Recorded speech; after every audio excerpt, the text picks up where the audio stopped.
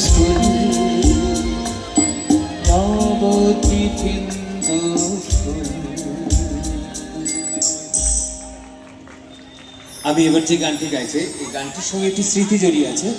আমি 1998-এ all India একটি ট্যালেন্টে একটি অংশগ্রহণ করেছিলাম এবং সেখানে গেস্ট ছিলেন মান্না দে এবং আমি তার গানই গেয়েছিলাম, গান গেয়েছিলাম এবং সেই গান উনি এসে আমার প্রশংসা করেছিলেন এবং আমার ভীষণভাবে আশীর্বাদ জানিয়েছিলেন।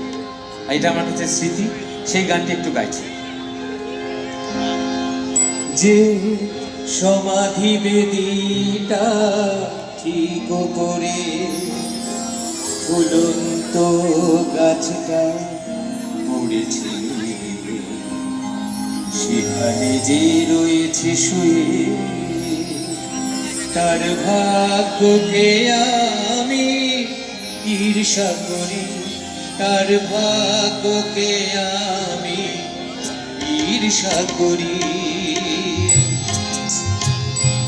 যে সমাধি বেদিটা ঠিক করে